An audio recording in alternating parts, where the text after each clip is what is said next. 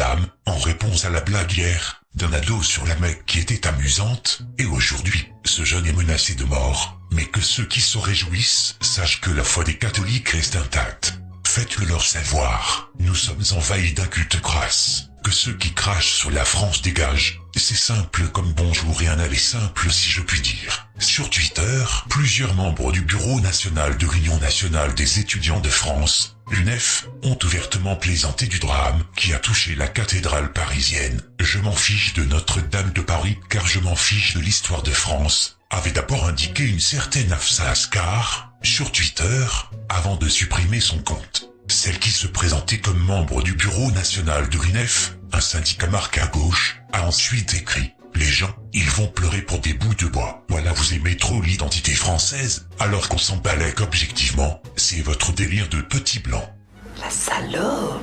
Pour ouvrir sa grande gueule de bougnac, elle est fortiche, mais pour le faire en ce qui concerne ses cuisses, afin de savoir s'il y a le feu quelque part, c'est une autre histoire. On ne l'oubliera pas pour la tonteuse. Une autre réaction d'un cadre de l'UNEF et militant communiste. Ça y est, drame national, une charpente de cathédrale brûle. En réaction, le président d'Avocats sans frontières, le juif et porte-flingue de Bibi le boucher de Gaza, Goldie le clown, a réagi sur Twitter, indiquant sa volonté de porter l'affaire devant la justice. Une présidente voilée, décor racisé, et une membre de son bureau national qui moque la douleur du peuple français et insulte les blancs.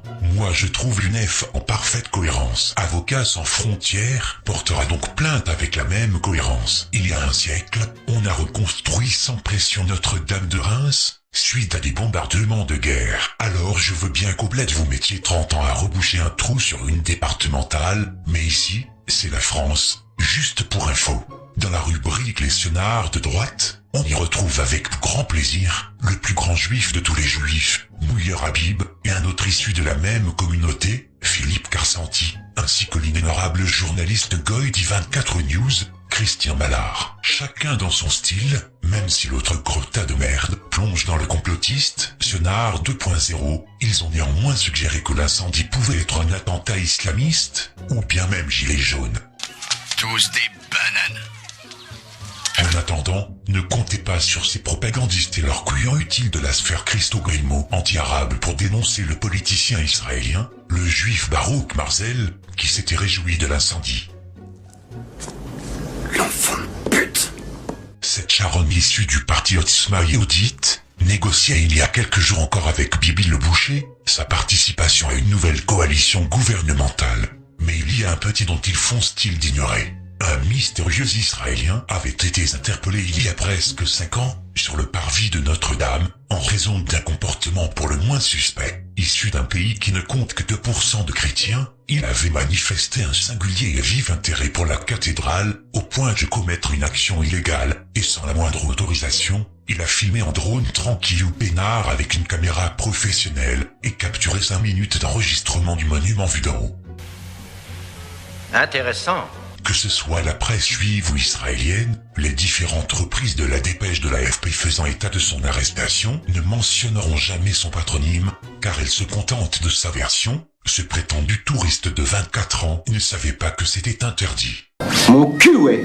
Cela me rappelle le coup des agents secrets israéliens déployés sur le sol américain avant le 11 septembre, de la même moyenne d'âge, et qui étaient des jeunes gens sous couverture artistique ou touristique. En dehors de ça, et si on lançait une contribution obligatoire des riches pour financer la reconstruction de Notre-Dame, pas de panique, le milliardaire français François-Henri Pinault annonce faire un don considérable pour la réfection de la cathédrale incendiée. Alors là, la grande classe. Pour lui, c'est une tradition du mécénat. Et la tradition de l'évasion fiscale, on en parle peut-être, ces grandes annonces des donations de milliardaires pour donner le ton de l'importance des dons sollicités, des sommes attendues, donnent la nausée, surtout connaissant bien ce monde et donc les montages financiers qui font que ce sont de fausses donations. Voir ces milliardaires faire de grandes annonces de dons comme pour servir d'entraîneur à une vaste opération financière mondiale. Notre-Dame va servir maintenant, en jouant sur l'émotion sincère de braves gens, à produire des sommes fabuleuses qui aboutiront dans la nacelle de la franc-maçonnerie qui gérera les fonds reçus. Comme j'aimerais que la vue de ces milliers d'enfants mourant chaque jour de faim, de manque d'eau, sensibilise autant les gens. Mais en tout cas, l'incendie de Notre-Dame tombe à pic pour réaliser le projet futuriste de transformation de l'île de la Cité, dont les travaux devaient durer jusqu'en 2040. Certainement une des raisons de l'incendie, me direz-vous. Et voilà. Mais bien entendu, notre grand malin des étoiles que je salue, a cru bon de faire croire en montrant les vraies maquettes du projet laissant apparaître une cathédrale tout à fait normale, pour faire valoir la méthode des complotistes, qui consiste à utiliser un fond de vérité et le détourner pour coller à leur fantasme. Oui. Sauf qu'il tombe lui-même dans ce piège en ignorant que si ces maquettes étaient présentées de telle façon à ce que la partie arrière de la cathédrale, celle qui a été touchée, devait refléter objectivement autre chose, la polémique aurait été déclenchée depuis longtemps. Et si on en revient à la fameuse arrestation du jeune Israélien avec son drone, voilà-t-il pas que l'épidémie d'envoyer des drones pour mater des cathédrales illégalement continue. Dans la nuit de jeudi à vendredi, un homme de 31 ans, présenté comme un touriste russe, a été interpellé par la police, car il avait envoyé illégalement son drone, retrouvé bloqué dans la flèche de la cathédrale de Strasbourg. Aucune autre information sur son patronyme non plus, ou même sa motivation exacte, n'a été communiquée par la presse locale. Ce n'est pas fini, ce n'est pas fini. Par contre, il y a 2 ans, un cas identique sur Notre-Dame de Paris, mais cette fois-ci avec un Chinois, où il est stipulé l'allusion de savoir s'il y avait eu erreur de trajectoire ou réellement une tentative d'espionnage industriel, contrairement aux 2 articles précédents. En résumé, puisqu'on dit que c'est interdit, c'est par là mon cul ma tête est malade. Rajoutons aussi que l'édifice religieux s'y était préparé notamment lors d'un exercice mené par les pompiers de Paris, filmé par France 2 en septembre 2018. Vous savez, on a fait à Notre-Dame, juste avant que je prenne ma retraite, c'est-à-dire dans les années 2010, on a remis à plat toute l'installation électrique de Notre-Dame. Donc il n'y a pas de possibilité de court-circuit. On a remis à plat, et aux normes contemporaines, même en allant très loin, toute la détection et protection incendie de la cathédrale.